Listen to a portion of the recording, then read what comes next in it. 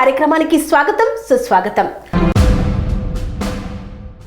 తెలంగాణ రాష్ట్రంలో రాజకీయ సమీకరణాలు మారిపోతున్నాయి।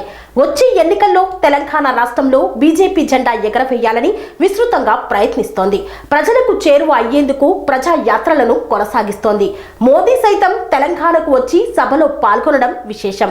తెలంగాణ రాష్ట్ర పగ్గాలు చేపట్టేందుకు ప్రయత్నాలు చేపడుతున్న తరుణంలో తెలంగాణ రాజకీయ నాయకులు ఏ విధంగా కృషి చేస్తున్నారు? ప్రజా సంగ్రామ యాత్రలో బండి సంజయ్ ప్రజలకు ఏం భరోసానిస్తున్నారు? సెప్టెంబర్ 17ను తెలంగాణ విమోచన దినోత్సవంను అధికారికంగా ఎందుకు నిర్వహిస్తున్నారు? ఇలాంటి ఎన్నో ప్రశ్నలు మన మధ్యలో మెదులుతున్నాయి। మరి కొన్ని ప్రశ్నలకు సమాధానాలను ఈ రోజు మన ముఖాముఖి కార్యక్రమం ద్వారా మనం తెలుసుకుందాం। ఈ రోజు మన ముఖాముఖి కార్యక్రమంలో తెలంగాణ రాష్ట్ర బీజేపీ పార్టీ మాజీ ఉపాధ్యక్షుడు, సీనియర్ నాయకుడు, తనకంటూ ఒక ప్రత్యేక స్థానాన్ని ప్రజా హృదయాల్లో ఏర్పరచుకున్న నాయకుడు కోంపల్లి మోహన్ రెడ్డి గారు మనతో ఉన్నారు। సార్ నమస్కారం సార్। నమస్తేమా, ఎలా ఉన్నారు సార్? బాగున్నావు। ఓకే, మరి బీజేపీ ప్రభుత్వం తెలంగాణపై దృష్టి సారించింది। అదేవిధంగా మేడ్చల్ జిల్లాలో ప్రజా గోస బీజేపీ భరోసా అంటూ మీరు కూడా గడప గడపకు వెళ్ళి ప్రజా సమస్యలను తెలుసుకున్నారు। ఎక్కువగా ప్రజలు ఏ సమస్యను మీ ముందుకు తీసుకొచ్చారు సార్? గత నెలలో మేము భారతీయ జనతా పార్టీ రాష్ట్ర వ్యాప్తంగా ప్రజా వ్యతిరేక విధానాలు అవలంబిస్తున్న టీఆర్ఎస్ పార్టీకి ఒక భరోసా కల్పించడానికి భారతీయ జనతా పార్టీ ఒక యాత్ర చేపట్టి ఒక భరోసా ఇవ్వడానికి, వాళ్ళ సమస్యలు తెలుసుకోవడానికి మేము ప్రయత్నం చేస్తున్నాం। ఆ ప్రయత్నంలో భాగంగా గతంలో మేడ్చల్లో ఈ కార్యక్రమాన్ని 11 రోజులు మేడ్చల్ కాన్స్టిట్యున్సీ మొత్తము అన్ని గ్రామాలు, అన్ని మున్సిపాలిటీలలో ఈ ప్రజాగోస భరోసా యాత్ర మేము చేయడం జరిగింది। అందులో రకరకాల సమస్యలతోటి ఈనాడు సతమతం అవుతున్న ఈ ప్రజలకు రాబోయే రోజుల్లో ఈ పార్టీ, ఈ టీఆర్ఎస్ పార్టీకి ఈ ప్రజలు ఏ విధమైన ఆలోచిస్తున్న దాని సంగతులన్నీ కూడా మేము దీని మీద చర్చ చేయడం జరిగింది। ముఖ్యంగా ఎక్కడ పడితే అక్కడ ఏ సమస్య కూడా గత 8 సంవత్సరాలుగా టీఆర్ఎస్ పార్టీ అధికారంలోకి వచ్చాక మంత్రులైనా, ఎంపీలైనా, ముఖ్యమంత్రి అయినా, ముఖ్యమంత్రి కుమారుడైనా ఏ ఒక్క పని చేయకుండా గ్రామ పంచాయతీ నిధుల కాడికించి కార్పొరేషన్ నిధుల దాకా రాష్ట్ర ప్రభుత్వం నుంచి ఒక చిల్లి గవ్వ ఇవ్వకుండా ఈరోజు ప్రజలను మభ్యపెట్టి ప్రతిరోజు మాయమాటలు చెప్పి కాలక్షేపం చేయడమే ఈ యొక్క వృత్తిగా పెట్టుకుంది టీఆర్ఎస్ నాయకులు, టీఆర్ఎస్ ప్రభుత్వం। నిజంగా గత 8 సంవత్సరాలుగా ముఖ్యమంత్రి ఆయన ఆఫీసు పోకుండా, మంత్రులకు ఆఫీసు నిర్మాణం చేయకుండా, మంత్రులకంటూ ఒక పేషీ లేకుండా, మంత్రులు అసలు ఏం చేయాలనో తెలియకుండా కేవలం రోడ్ల మీద పడి ఇనాగ్రేషన్ల పేరు మీద, దాని పేరు మీద కాలక్షేపం 8 సంవత్సరాల పుణ్యకాలం గడిపేశాం। ఎక్కడ కూడా బాధ్యతంగా నేను ఒక మంత్రిని, నేను చేసే పని ఈ ప్రజలు నన్ను ఎన్నుకున్నారు, వీళ్ళకి ఏదైనా చేయాలనే ఆలోచన వాళ్ళ ముఖాలలో దరిదాపులో కూడా లేదు। కేవలము టీఆర్ఎస్ పార్టీకి భజన చేయడము, కేసీఆర్కు భజన చేయడము తప్ప, అబద్ధాలు ఆడడం తప్ప, ఒక నాటకాలు ఆడి ఈ ప్రభుత్వాన్ని 8 సంవత్సరాల కాలం గడిపిన ప్రజల గోస చూశాక మాకు తెలిసింది। సార్, 8 సంవత్సరాల కాలంలో టీఆర్ఎస్ ప్రభుత్వం ఏమీ చేయలేదంటున్నారు, కానీ దేశంలోనే ఆదర్శంగా తెలంగాణ రాష్ట్రాన్ని నిలబెట్టామని కేసీఆర్ అంటున్నారు। అది వాస్తవం కాదంటారా? కేసీఆర్ ఇప్పుడే చెప్పిన నేను, కేసీఆర్ మాటలు ప్రపంచంకే తెలంగాణ ఆదర్శంగా నిలబడదని చెప్తాడు ఆయన। నోరుంది కాబట్టి అబద్ధం చెప్పడం ఆయనకి ఈజీ అయిపోయింది। కేసీఆర్ ఏ విధంగా చేసిండో మేడ్చల్ని చూస్తే మీకు అర్థమవుతుంది। మేడ్చల్ జిల్లాలో 10 లక్షల మంది డంపింగ్ యార్డ్ తోటి ఒక నరకం అనుభవిస్తున్నారు। అంటే మామూలు మనుషులు నివాస యోగం లేకుండా అక్కడ యొక్క పొల్యూషన్ నిర్మాణం అయిందో అది రోజు చూస్తున్న చరిత్రనే। ఏం బాగు చేసిరో ఆయనకు తెలవాలి, మంత్రికి తెలవాలి, వాళ్ళని కనీసం వాళ్ళ వైపు కన్నెత్తి కూడా చూడని పరిస్థితిలో ఈ మంత్రి మల్లారెడ్డి గారు, ఎమ్మెల్యే గారు, ఎంపీ గారు వాళ్ళ కాలక్షేపం చేస్తున్నారు తప్ప, మాయమాటలు చెప్తారు తప్ప ఏ ఒక్క పరిష్కారం కూడా చేయలేదు। మొన్ననే మీకు తెలుసు, దమ్మాయిగూడలో 8-10 మదనపల్లి కాలనీలలో డంపింగ్ యార్డు చెరువు తెగిపోయి మురికి నీళ్ళన్నీ 8 కాలనీలలో నీళ్లు మునిగిపోతే కనీసం దాని ఫ్యూచర్ ఆలోచన లేకుండా ఏం చేయాలో తెలియకుండా వాళ్ళు చేసే పనిని మీ అందరూ కూడా చూస్తూ ఉన్నారు. ఏ విధంగా డెవలప్ అయిందో ఒక మాటలో వాళ్ళని చెప్పాలని భారతీయ జనతా పార్టీ డిమాండ్ చేస్తూ ఉంది. ఓకే, అంటే జవహర్ నగర్ మున్సిపల్ కార్పొరేషన్ నా గుండెకాయ అని చెప్పిన మంత్రి మల్లారెడ్డి జవహర్ నగర్ అసలు పట్టించుకోవడం లేదంటారు. మల్లారెడ్డి జవహర్ నగర్ గుండెకాయ అన్న మల్లారెడ్డికి గుండెనే లేదు. ఆయనకు గుండెకాయ అనడానికి ఆయన గుండె ఉంటే కదా గుండెకాయ అనడానికి ఆయన గుండె లేదు. ఆయన మనిషిగాడు. ఆయన ఏ విధంగా మంత్రి అయిండో, ఏ విధంగా ఎమ్మెల్యేలు పాపము ఈ దిక్కులేని జనం ఆయనకు ఓటేస్తే నరకం చూపిస్తున్న మల్లారెడ్డిని చూసి ఈ గుండెకాయ రాయి అయిపోయింది ఆయనకు.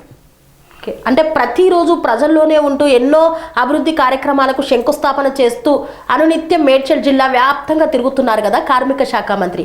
మరి ఒక్కటంటే ఒక్కటి కూడా పూర్తిగా ప్రజలకు ఉపయోగపడే కార్యక్రమము గత 3 సంవత్సరాలుగా మంత్రి మల్లారెడ్డి కానీ గతంలో ఉన్న ఎమ్మెల్యే కానీ గత 8 సంవత్సరాలు పాలిస్తున్న టీఆర్ఎస్ పార్టీ కానీ ఎక్కడైనా ఒక జాగాల ఈ కార్యక్రమాన్ని మేడ్చల్ చేసిర్రని నిరూపించమని నేను ఈ కార్యక్రమాన్ని మేము చేసినాము, ఈ కార్యక్రమాన్ని పూర్తిగా చేసినామని ఏ ఒక్క కార్యక్రమం కూడా చేయలేదు. గ్రామ పంచాయతీలకు నిధులు లేవు, మున్సిపాలిటీలకు నిధులు లేవు, జీతాలు లేవు, స్కూల్స్ అన్ని నిర్వీర్యం అయిపోయినాయి, గవర్నమెంట్ ఆసుపత్రిలో సిబ్బంది లేరు, ఆర్టీసీ మొత్తం నాశనం అయిపోయింది.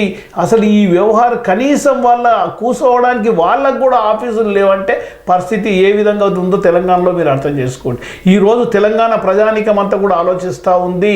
ఈ మాయమాటలు చెప్పే ప్రభుత్వం పీడ ఎప్పుడు విరగడైతుంది, ఈ యొక్క జోకర్ లాగా డైన్సర్ లాగా అసలు ఆలోచన లేని మంత్రి మా శని నుండి ఎప్పుడు ఈ తెలంగాణ ఈ మేడ్చల్ ప్రజలు ఎప్పుడు వెళ్ళిపోతాడనే ఆలోచన పరిస్థితిలో ఈరోజు మంత్రి గురించి ఆలోచిస్తూ ఉన్నారు. అభివృద్ధి అనేది మాటల్లో తప్పితే చేతల్లో లేదంటారు. మాటలలో కూడా అభివృద్ధి చేసినట్టు ఎక్కడన్నా ఒక మాట చూపిమనండి. ఉట్టి అబద్ధాలు చెప్పడమే కాదు, ఏదైతే ఆయనను గెలిపించుకున్న 1,00,000 మెజారిటీతోటి గెలిపించుకున్న ఆయనను ఈ ప్రజలను గుండెలో పెట్టుకొని చూడవలసిన మంత్రి ఏ ఒక్క కార్యక్రమాన్ని కూడా ఆయన సక్రమంగా చేయకుండా ఇష్టానుసారంగా ఏడన్నా అధికారము ఇప్పుడు ఎన్ని మున్సిపాలిటీలు అన్ని పూర్తిగా మెజారిటీకి టీఆర్ఎస్ పార్టీకి ఇచ్చారు. సర్పంచులు టీఆర్ఎస్ పార్టీ, జిల్లా పరిషత్ టీఆర్ఎస్ పార్టీ అన్నీ ఉండగా రాష్ట్ర ప్రభుత్వం నుంచి కొన్ని నిధులు తెచ్చి సక్రమంగా పనిచేసే ఆలోచన ఉంటే నిన్ను కండ్లకు అద్దుకునే వాళ్ళు. నీకు ఆ సోయే లేదు. పొద్దున్న లేస్తే మా మంత్రి మా కేటీఆర్ ఆయన ఇట్లా చేసిండు, ఈయన అట్లా చేసిండు, మేము అది కాళేశ్వరం కట్టితే కూలిపోయింది. ఇప్పుడు చెప్పుకోవడానికి అది కూడా లేదు.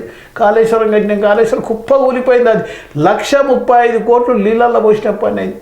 గ్రామ పంచాయతీలు నిధులు లేక ఎక్కడి కార్యక్రమాలు అక్కడ ఆగిపోయినాయి. గ్రామాలను ఒకప్పుడు ఎంతగానో అభివృద్ధి చేసినటువంటి సర్పంచులకు కూడా చెక్ పవర్ లేదు, నిధులు లేవు. ఏ విధంగా మేము ప్రజలకు మొహం చూపెట్టుకోవాలి అని వాళ్ళు కూడా రోడ్డెక్కి భిక్షాటన చేసిన రోజులను కూడా మనం చూసాం. మరి దీనిపైన మీ యొక్క స్పందన ఏంటి? గ్రామ పంచాయతీలకు 14th ఫైనాన్స్ కింద కేంద్ర ప్రభుత్వం ఇచ్చిన నిధులు తప్ప గ్రామ పంచాయతీకి ఒక్క పైసా గత 8 సంవత్సరాలుగా ఈ టీఆర్ఎస్ గవర్నమెంట్ ఒక్క రూపాయి కూడా కేటాయించలేదు. ఏదైతే కేంద్ర ప్రభుత్వం నిధులతోటే ఈరోజు గ్రామ పంచాయతీల ఎలక్ట్రిసిటీ బిల్లు కానీ, సిబ్బంది జీతాలు కానీ, చిన్న పనులకన్నిటి కూడా కేంద్ర ప్రభుత్వం నిధులే ఇస్తున్నాయి. గత 3 సంవత్సరాలు 1,50,000 కోట్లు తీసుకుపోయి అన్ని డిపార్ట్మెంట్ల డబ్బులన్నీ తీసుకుపోయి మన కాళేశ్వరంలో పెట్టి ఆ పైసలన్నీ కూడా ఎక్కడ కూడా ఉపయోగం రాకుండా పోయినాయి. ఇక ఈరోజు అప్పుల పాలలో తెలంగాణ రాష్ట్రం ఉన్నది. ఇంకా నువ్వు గ్రామ పంచాయతీలకి టీచర్లకు జీతాలు లేవు, కార్మికులకు జీతాలు లేవు, సింగిరేణి ఇవన్నీ కూడా పూర్తిగా అప్పులమయంలో అయ్యి కొట్టుకుంటున్నాయి. ఎలక్ట్రిసిటీ డిపార్ట్మెంట్ ఇవాళ 12,000 కోట్లు ఈరోజు కేంద్ర డిస్క్లకు బాగున్నది. ఓకే, అంటే రైతులకు కూడా ఎలాంటి సౌకర్యాలు లేదు. ఒక రైతు బీమా రైతు పథకం కింద రైతులకు 8,000 10,000 ఇచ్చి మాయమాటలు చెప్తున్నారు. రైతులకు ఇచ్చే సబ్సిడీలు అన్నీ కూడా మూతపడ్డాయి. ఇప్పుడు రైతులకు ఒక సబ్సిడీ లేదు. ఆ 10,000 తోటి ఏమైంది? అంతకుముందు ఎన్నో రకాలుగా రైతులకు ఉపయోగపడే సబ్సిడీలు ఉండే. డ్రిప్ మీద కానీ, వివిధ ట్రాక్టర్ల మీద కానీ, స్పేర్ పార్ట్స్ల మీద కానీ, మందుల మీద చాలా సబ్సిడీలు ఉండే. అవన్నీ అంటే రైతుకు వచ్చేటువంటి సబ్సిడీలు అన్నింటినీ రద్దు చేసి కేవలం రైతు బంధు అనే ఒక పథకాన్ని అమలు చేసి అంత డబ్బును దుర్వినియోగం చేస్తున్నారు. రైతు బంధు పేరు మీద రైతులకు ఇచ్చే పసలకు 5,000 ఇచ్చి ఎకరకు ఆయన చేతులు దులుపుకుంటుండో రైతులకు కావాల్సిన ఏవైతే మార్కెట్లో ఉన్న సబ్సిడీలన్నీ కూడా రద్దు చేసి కేవలము మసిబూసి మాడరకాయ చేస్తుండే తప్ప ఈయన చేసింది ఏమీ లేదు. అది కూడా అప్పు చేసి ఇస్తున్నాడు. ఎన్ని అయితే సంస్థలు ఉన్నాయో నిధులు ఉన్నాయో అన్ని తీసుకుపోయి కాళేశ్వరం నీళ్ళల్లో పోసిండు, ధార పోసిండు. ఓకే, అంటే కాళేశ్వరం ప్రాజెక్టుకు ఉన్నటువంటి డబ్బును అప్పు రూపంలో తీసుకొచ్చి దాన్ని చేశారు అని అంటున్నారు. మరి ఇప్పటి వరకు ప్రస్తుతం తెలంగాణకి ఎంత అప్పు ఉండొచ్చు? ప్రభుత్వ లెక్కల ప్రకారము 3 లక్షల పైన కోట్లు ఈరోజు అప్పులు ఉన్నాయి. ఇప్పుడు కేంద్ర ప్రభుత్వం కూడా అప్పులు ఇవ్వడానికి సిద్ధంగా లేదు. 2,000-3,000 కోట్లు అప్పులు అడిగే పరిస్థితికి ఈరోజు రాష్ట్ర ప్రభుత్వం దిగజారిపోయింది. కేంద్ర ప్రభుత్వము సంక్షేమ పథకాలను అభివృద్ధి చేస్తున్నామని మాకు అప్పులు ఇవ్వటం లేదని రాష్ట్ర ప్రభుత్వం ఆరోపిస్తోంది. నిజమేనా? వీళ్లకు అబద్ధాలు చెప్పడం అలవాటు అయిపోయింది. కేంద్ర ప్రభుత్వం ఎన్నో పథకాలు చేసి కేంద్రం నుంచి నేరుగా డబ్బులు ఆయా సంస్థలకు డబ్బులు ఇస్తుంది. వీళ్ళ చేతికి ఈ మనీ ఏదైతే పోరాటం చేస్తున్నారో అట్లా ఇవ్వడానికి కేంద్ర ప్రభుత్వం రాజ్యాంగంలో లేదు. ఈ యొక్క ఫైనాన్స్ డిపార్ట్మెంట్ కూడా అట్లా ఏ సంస్థకైతే అప్పుడు డబ్బులు ఇచ్చేది ఉందో డైరెక్ట్ వాళ్ళ ఖాతాలలోకి వెళ్ళిపోతాయి. అటువంటి పని రాష్ట్ర ప్రభుత్వానికి నేరుగా ముఖ్యమంత్రికి ఇవ్వరు. ముఖ్యమంత్రి గోలంతా మాకు ఇస్తే కదా మేము అన్ని ఖర్చు పెడదామని ఆయన చూస్తున్నాడు. దీని మీద మా రాష్ట్ర పార్టీ నాయకులు ఎన్నో మాటలు కూడా దీని మీద ఖండించారు.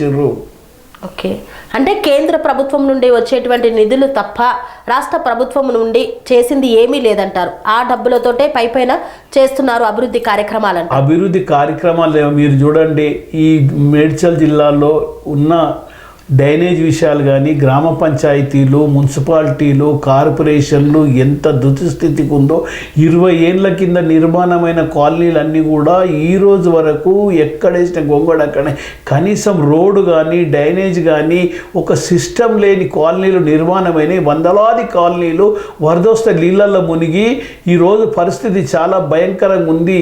వేల రూపాయలు కోట్ల రూపాయలు పెట్టి ఇల్లు కట్టుకున్న ఏదైతే వినియోగదారులు ఉన్నారో వాళ్ళందరూ కూడా నెత్తి నోరు మొత్తుకుంటారు. ఈ ప్రభుత్వం మాకు ఏం పనిచేస్తలేదు, మాకు ఒక రోడ్డు నిర్మాణం లేదు, డ్రైనేజ్ లేదు, ఉన్న నీళ్ళని ఎక్కడెక్కడ తీసి ఫస్ట్ ఫ్లోర్ సెకండ్ ఫ్లోర్లో నీళ్ళు వచ్చేదాకా పరిస్థితి ఉంది. రోజు పేపర్లలో మీరు కూడా చూస్తూ ఉన్నారు ఎంత భయంకరంగా ఈరోజు మున్సిపాలిటీలు, కార్పొరేషన్లు ఉన్నాయో మీరు అర్థం చేసుకోండి. ఎక్కడ కూడా నిధులు ఇస్తలేరు.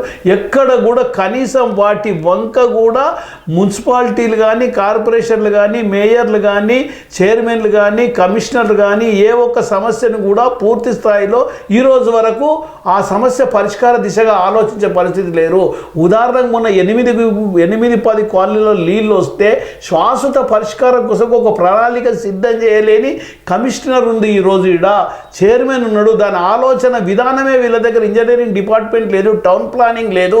ఇష్టానుసారంగా ఇల్లు కడుతురు. ఇష్టానుసారంగా ఈ రాజకీయ నాయకుల ఒత్తిడితోటి, రాజకీయ నాయకుల అవినీతితోటి ఇష్టానుసారంగా కాలువలన్నీ మూసేసి కరప్టెడ్ చేసి అదేవిధంగా ప్రభుత్వ స్థలాలు, చెరువులు, కుంటలు కబ్జాలు చేసి ఈరోజు ఎక్కడ కూడా ఆ నీరు పోవడానికి దారులు లేక ఈరోజు ఆ నీరంతా కూడా ఇళ్లలో నిండి నెలల తరబడి ఆ నీళ్ళలో పోకుండా ప్రజలు ఎందుకు వచ్చినారా ఈడికి అనే సభ పూర్తిగా ఈరోజు ఈ దమ్మాయిగూడ, బాలాజీ నగర్, అదేవిధంగా నాగారం మున్సిపాలిటీలు ఈరోజు పరిస్థితి ఉంది.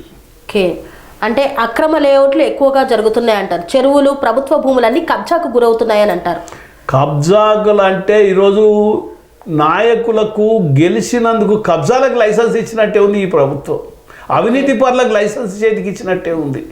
ఇచ్చానుసారంగా విచ్చలవిడిగా ఒక రకంగా చెప్పాలంటే వీళ్ళు మానవ రూపంలో ఉన్న అవినీతి ఏజెంట్లు.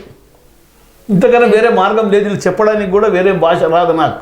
ఎందుకంటే వాళ్ళలాగా ఏది పడితే తిట్టి, ఏది పడితే చేసి ఆ చెప్పడానికి కొంత మాకు కూడా మనసాక్షి ఉంది. మేము కూడా అటువంటి తప్పుడు భాష వాడము. మేము ఎట్లా పడితే అట్లా వాళ్ళ ప్రభుత్వం, వాళ్ళ నాయకులు వాడిన భాష మేము వాడలేము. ఎందుకంటే మాకు చిన్నప్పటి నుంచి ఒక సంస్కార పార్టీలో పెరిగినాము, జాతీయత పార్టీలో పెరిగినాము. మా పార్టీ యొక్క నైతిక విలువలతో కట్టుబడి ఉన్న భారతీయ జనతా పార్టీలో తప్పుడు మాటలు మేము మాట్లాడాలి. మేము కూడా తిట్టొచ్చు, మేము కూడా గాడిదలు, లంగలు, రుచ్చలని తిట్టొచ్చు, కానీ తిట్టం మాకు వద్దా భాష. ఓకే, అంటే వారి విజ్ఞతకే వదిలేస్తున్నారు. వాళ్ళ విజ్ఞతకే వదిలేస్తున్నాము. వాళ్ళ భాషను ప్రజలు బాగా ఆలోచిస్తుర్రు. ప్రజలు కూడా బాగా తెలివైన వాళ్ళు చూస్తూ ఉన్నారు. ఎప్పుడు ఎన్నికలు వస్తే కేసీఆర్ ప్రభుత్వానికి కర్రు కాల్చి చురుకులు పెట్టే రోజులు తొందరలో ఉన్నాయి. ఈ కార్యక్రమంలో భాగంగానే ఈ ప్రజా సంక్షేమ యాత్ర ప్రారంభం చేస్తున్నాము. ఓకే, బండి సంజయ్ గారు ప్రజా సంగ్రామ యాత్రను చేపట్టారు కదా, ఇప్పటి వరకు 3 విడతలు పూర్తి చేసుకున్నారు. 4వ విడత ప్రజా సంగ్రామ యాత్రను చేపట్టారు. విడతల వారీగా ఎందుకు చేపడుతున్నారు? భారతీయ జనతా పార్టీ బండి సంజయ్ గారు 3 విడతల కార్యక్రమాల్లో విడతల వారుగా చేపట్టడానికి చాలా కారణాలు ఉన్నాయి. ఒకటి క్లైమేట్, ఓకే. రెండోది కంటిన్యూగా రాష్ట్ర అధ్యక్షుడు పూర్తి సమయము పాదయాత్రకు చేయడం వల్ల రాష్ట్రంలో ఆర్గనైజేషన్ పనులు చూస్తేందుకు కూడా సమయం ఇవ్వాల్సిన బాధ్యత ఉంది. అందుకే ప్రతి 2 నెలలకు ఒకసారి 3 నెలలకు ఒకసారి కొంత సమయాన్ని పాదయాత్రల కాన్స్టిట్యున్సీలలో తిరిగి ఆ సమస్యలను తెచ్చుకొని ఈ సమస్యలను ఏ డిపార్ట్మెంట్లకు పంపాలని భారతీయ జనతా పార్టీ ఎన్నైతే మేము పాదయాత్ర చేస్తున్నామో ఆ పాదయాత్రల సమస్యలన్నీ కూడా మాకు చెప్తున్నారు. సమస్యల మీద మాకు మెమరాండాలు ఇస్తున్నారు. అవన్నీ కూడా ఆయా డిపార్ట్మెంట్లకు స్టడీ చేసి ఆయా డిపార్ట్మెంట్లకు పంపి ఆ సమస్యను పరిష్కార దిశగా మేము ఆలోచిస్తున్నాము. ప్రభుత్వం మీద కూడా ఆయా సమస్యల మీద రాబోయే రోజుల్లో పెద్ద ఎత్తున ఉద్యమం చేయాలనే ఆలోచనతోటి కొంత సమయం ఇచ్చి ఈ స్టెప్ బై స్టెప్ పాదయాత్ర చేస్తున్నాం. ఈ పాదయాత్ర 117 అసెంబ్లీ స్థానాల్లో ఈ పాదయాత్ర కంప్లీట్ అవుతుంది. ఈ యొక్క 11 రోజుల పాదయాత్ర తోటి మాకు 50 అసెంబ్లీ స్థానాలు పూర్తి అవుతాయి. 50 అసెంబ్లీ స్థానాలు. ప్రజా సంగ్రామ యాత్రలో తన దృష్టికి వచ్చిన వినతి పత్రాలు కానివ్వండి, ప్రజల నుండి వచ్చినటువంటి సమస్యలను తీర్చాలంటూ ఇచ్చినటువంటి వినతిలను ఖచ్చితంగా పరిశీలిస్తున్నారంటారు. తప్పకుండా ఈరోజు ఈ రాష్ట్ర ప్రభుత్వము రాష్ట్రంలో ఉన్న ప్రధాన సమస్యలన్నీ కూడా నిర్లక్ష్యం చేసినాయి. విద్యా విధానం, కాలేజీలు, ఐఐటి, హాస్పిటల్స్, అదేవిధంగా రెవెన్యూ డిపార్ట్మెంటు, ధరణితోటి ఇవన్నీ కూడా ఈ తప్పుడు నిర్ణయాలు, తప్పుడు ఆలోచనలు, తొందరపాటు ఆలోచనలతోటి ఈరోజు ధరణి వల్ల 3 లక్షల కేసులు ఈరోజు రాష్ట్ర ప్రభుత్వంలో పెండింగ్లు ఉన్నాయంటే మీరు అర్థం చేసుకోండి. ధరణి వల్ల మొత్తం రెవెన్యూ వ్యవస్థ అంతా కూడా చిన్న భిన్నమయ్యి అసలు దిక్కుదోచకుండా అటు ప్రభుత్వము ఇటు రైతులు ఆత్మహత్యలు చేసుకునే పరిస్థితి ఉంది. ఈ ధరణి వల్ల ఎంత డ్యామేజ్ జరిగింది రెవెన్యూ వల్ల రైతులకు కానీ ఈ రెవెన్యూ మొత్తం రికార్డులన్నీ కూడా తప్పుడు వాళ్ళందరూ వచ్చి చేరి ధరణిలో రికార్డు ఈరోజు టీఆర్ఎస్ వాళ్ళు కానీ ఇతరులు కానీ ధరణిలో పేరెక్కించుకొని మాదని 50 ఏళ్ళ నుంచి కబ్జా చేసుకుంటున్న వాళ్ళ దగ్గర పనిచేసుకుంటున్న వాళ్ళ దగ్గర పోయి ఆ పొలాలు గుంజుకునే పరిస్థితి ఈరోజు మనం రోజు పేపర్లో చూస్తూ ఉన్నాం. చాలా భయంకరంగా ఉంది పరిస్థితి. ప్రభుత్వ భూమిని అంతా సేకరించుకునేందుకే ధరణి పోర్టల్ను తీసుకొచ్చిందంటారా? ఈ ధరణి ఏ విధమైన ఆలోచన తెచ్చిరో మేము దాని జోలికి పోలేము. దీనివల్ల రాష్ట్రంలో రైతాంగము, పట్టదారులకు, వ్యవసాయదారులకు, ఇతర అన్ని సంస్థలకు ఈ ధరణి వల్ల తీవ్రమైన నష్టం జరిగింది. ఈ ధరణి వల్ల చాలా జాగాలల్లో తన యొక్క హక్కును కోల్పోయి ఈ ధరణిలల్లా జిస్కా లాఠీ ఉస్కా కలెక్టర్ గవర్నమెంట్ చేతిలో ఉన్న రెవెన్యూ సిబ్బంది అంతా కూడా ధరణి వల్ల చేర్పులు జరగడం వల్ల ఈరోజు చాటలో తౌడు పోసి కుక్కల కొట్లాట పెట్టినట్టు పరిస్థితి ఈ యొక్క రెవెన్యూ డిపార్ట్మెంట్ తయారైంది. అంటే ధరణి పోర్టల్ వల్ల రైతులకు కానీ అటు పేదవారికి కానీ ఉపయోగం ఏమీ లేదంటారు. వెళ్ళినా కానీ పనులు సక్రమంగా జరగట్లేదంటారు. ఉన్న రెవెన్యూ సిస్టమ్ ఏదైతే పాతది ఉండేనో అది చాలా బాగుండే. పహానీ సిస్టమ్ అన్నీ కూడా చాలా సక్రమంగా ఉండే. ఈ ధరణిల వల్ల, ఈ కంప్యూటరైజ్ చేయడం వల్ల రకరకాల ఇబ్బందులు వస్తున్నాయి. సర్వే నంబర్లు తెరమారైపోయి ధరణిల ఇష్టానుసారంగా అధికార దుర్వినియోగం జరుగుతుంది. రెవెన్యూ పాల మీద ఒత్తిడి జరిగి ఈ ధరణి వల్ల చాలా అవకతవకలు పాల్పడి ఈరోజు ధరణి మార్పులు చేర్పుల వల్ల 3 లక్షల పైన కేసులు ఈరోజు పెండింగ్ ఉన్నాయి. రాష్ట్ర ప్రభుత్వం దృష్టికి, రాష్ట్ర ప్రభుత్వానికి కూడా తెలుసు ఈ ధరణి నష్టం జరిగిందని ధరణితోటి. ఓకే. తెలంగాణ రాష్ట్రంలో బీజేపీ పార్టీ ఒక ఆచరణతో, కార్యాచరణతో ప్రజా సమస్యలను తీర్చిదిద్దేందుకు, వారి యొక్క సమస్యలను పరిష్కరించి తెలంగాణ రాష్ట్రాన్ని అప్పుల బారి నుండి బయటకు పడేసేందుకు, అభివృద్ధి చేసేందుకు ఒక ప్రణాళికతో ముందుకు సాగుతుందని, అందుకోసమే ప్రజా సమస్యలను తెలుసుకునేందుకు బండి సంజయ్ ఆధ్వర్యంలో తెలంగాణ రాష్ట్ర వ్యాప్తంగా ప్రజా సంగ్రామ యాత్రను చేపడుతూ ప్రజలకు చేరువగా అవుతూ గడప గడపకు బీజేపీ ప్రభుత్వాన్ని చేరవేస్తూ బీజేపీ ప్రభుత్వం చేస్తున్నటువంటి కేంద్ర పథకాలను ప్రజలకు తెలుపుతూ ముందుకు సాగుతున్నామన్నారు. మరి అదే విధంగా బీజేపీ ప్రభుత్వం రాబోయే ఎన్నికల్లో తెలంగాణ రాష్ట్రంలో అధికారం చేపట్టి ప్రజలు కోరుకున్న నిజమైన తెలంగాణ రాష్ట్రాన్ని అభివృద్ధిని చేసి చూపెడుతుందని భరోసాగా ధీమాగా వ్యక్తం చేశారు కోంపల్లి మోహన్ రెడ్డి గారు. మరి మేడ్చల్ నియోజకవర్గ వ్యాప్తంగా మంత్రి మల్లారెడ్డి చేసిన అభివృద్ధి ఏమీ లేదని ముక్కుసూటిగా ప్రశ్నించారు.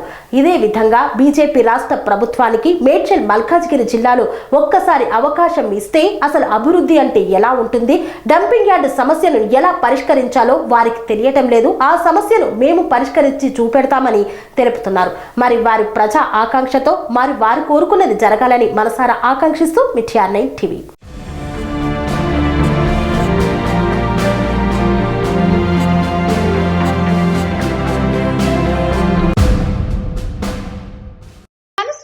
రంగాలలో దశాబ్దపు అనుభవంతో కస్టమర్ల మరియు శ్రేయోభిలాషుల మన్ననలను నమ్మకాన్ని గెలుపొందిన సంస్థ విఆర్ఆర్ కన్స్ట్రక్షన్స్. నాణ్యతకు నమ్మకానికి మారుపేరు VRR constructions. Independent houses, apartments, villas అన్ని రకాల హంగులతో అలరించే అద్భుతమైన వెంచర్స్ తో పాటు అందరికీ అందుబాటు ధరలో సొంత ఇంటి కలను సాకారం చేసే నమ్మకమైన సంస్థ VRR constructions. Please visit VRR constructions, Varatex Plaza near Radhika Theatre, ECL X Road, Hyderabad. Call to 910088555512, 9100885555.